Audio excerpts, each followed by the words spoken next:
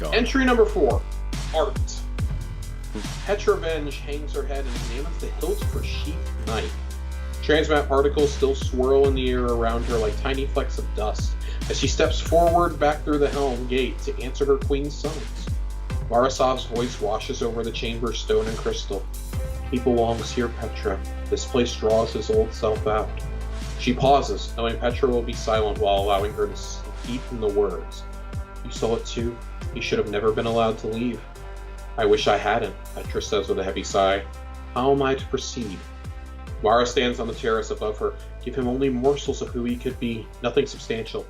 He is a canvas on which work has already begun. I mean, only to guide that work to a familiar conclusion. Such things cannot be rushed. Petra shifts her stance anxiously. You're sure? Are you questioning me, Petra? Never, my queen, but I do worry that he is vulnerable to Savathun's influence, Petra offers. She's clearly taken an interest in him for some time now, and he clearly reciprocates that interest. Your words hold no falsehood. You and I will mitigate this danger. If Crow and Uldren are to meet, it must be a subtle progression. Marasov leans over the terrace railing. I believe my brother's recovery is possible, Petra. Will you help me? Without a moment of hesitation, Petra responds, I will do anything you ask, my queen. But doubts sprout in her mind. If he does become problematic, Petra trails off, searching for the right words. You needn't worry, Mara soothes. If Savathun moves to exploit him, I will put an end to it myself. This is kind of ominous for what it means for Crow. We've seen some speculation in the last couple of weeks that people think, is Crow possibly on the chopping block already? I personally don't think so after how much they've invested this year into Crow. Yeah. I do think he's pretty clearly going to find out who he was. Right. It's just a matter of who's going to tell him. Well, he confronted Petra in last week's story mission, where they held the knives to each other. Where he says, "Every other guardian is absolved of their past. Why am I treated differently?" Mm-hmm. And he wonders that, and it's a fair question to ask. I mean, Cade was absolved of his. Zavala presumably had one. I mean, Shax was a warlord and has been forgiven, right? I mean, we don't know what our Guardian's past is, but presumably, we've moved on from that. He has a point. Why should his past as Uldren be used against him? We've already seen, how Guardians would kill him repeatedly. I mean, it's what we talked about a couple months ago when we were talking about how is he going to be revealed. It's so right. He's the one Guardian that is in recent memory, right? Like, we knew who he was beforehand. Nobody else really knows or had any interactions really before, right? They'd only heard the stories. Right, but Uldren has been around. Right. And then died and then came back as Crow within the realm of us playing Destiny, right? So, like, he's really the only one with a past that everybody knows about except for him. So it's like this sticky situation, really. Yeah, I'm really curious to see how they deal with this over the coming weeks and months, because at this point Savathun's gonna tell him. Yeah. He's been trying to talk to her since she got put in the stone. And we just know at some point he's going to go and talk to her, and it's probably going to go really badly. Like, she's wanted this to go badly from the beginning. Mm-hmm. There was a reason why, as Osiris, she had us guide Crow to the city. Mm-hmm. And, I think expected Zavala to turn on him. Instead, Zavala picked him up in an exact opposite manner that he executed Cade. Mm-hmm. When the portal was opened with the Vex, I think she was kind of hoping, like, maybe Crow will get blamed for this, and he didn't. We managed to shut the portal, and Saint didn't turn on Mithrax, and things like that. Like, she's underestimated the Guardians at every turn. And that's going to ultimately be... Savathun is a lot like Oryx in that regard. Like, it's going to be her undoing. Mm-hmm. So it's just a matter of how long until that happens, and who is going to be collateral damage. Mm-hmm. There is no doubt in my mind that if it comes down to Crow is going to be killed by Savathun, that Mara will throw herself in between them. Yeah.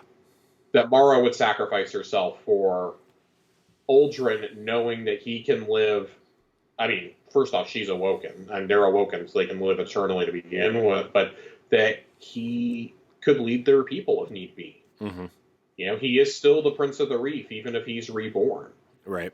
As Crow, like, he's a hunter. She's very upset, in this week's dialogue, she's very upset that Crow is one of us now.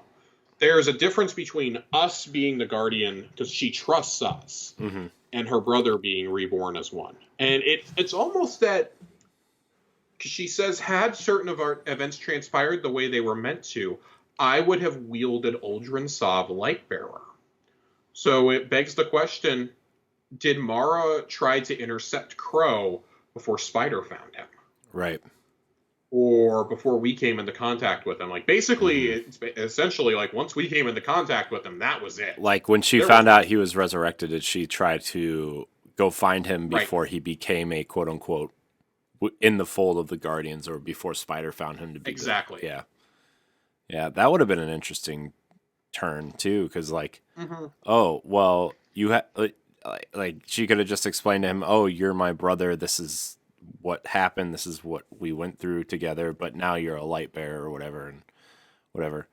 I mean, kind of manipulative, but also like fair, I guess, if you're trying to be expected. Yeah.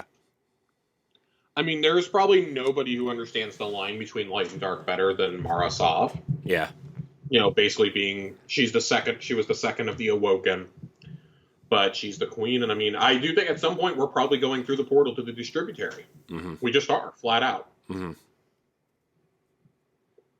Now, whether that's to bring forth the rest of the Awoken or what purpose that serves, mm-hmm. I'm not sure, but it feels almost certain that we're going to go through that lapse in space-time at some point. Mm-hmm. And when we do that, is it by the side of Mara and Uldren, or is it just us, Petra, and Crow going? Is Mara still there? Like, we still don't know what she was off doing this whole time. She just said she was gathering allies for the coming war. Right. What does that mean? And I still dwell on when we visited her in the court once, and she says, "Now go, my next guest does not take kindly to those that are born of the light." Mm-hmm. Or those who wield the light. Like, who was it? Was it Keitel that she secretly met with? Was it Savathun? Like, who is it? Mm-hmm. Who did she meet with at that point? And I think that's an intriguing question that we have to think about. Right. That I feel like will be revealed at some point this season. Yeah. Yeah. Man. Dude, go ahead. I was gonna say, every time we talk about Lore Corner, it's like I just want to know. I just want to know things, Yeah, and I love that there's just so much.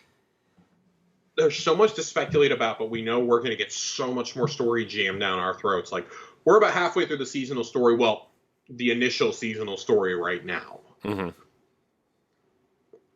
And I still wonder, what does a 6-month story look like for the narrative? Because, I mean, we know we're going to get story for the first, 7 or 8 weeks. Mm-hmm. What does it look like beyond that? Like, surely you're not just going to leave the story hang for 5 months. I mean, you think there'll be like, 5 months, there's got to be some sort of like almost epilogue-ish style thing, right? I would imagine that'll probably come like 3 or 4 weeks before the Witch Queen launches to give everybody enough time to do it. Kind of like how they brought Nokris in finally to that activity. Mm-hmm. I feel like maybe we will fight this night, or like fight both of the knights in the Ascendant plane and kill them for good. Right. And that'll be how Savathun escapes or something. I don't know. Like, something's got to happen there. Like, we know what the end result is. It's how do we get there? Mm-hmm. And who has to die along the way? And also, do we go back to Destiny 1 Mars or not? I don't know. Any final thoughts before we roll out here, Corey?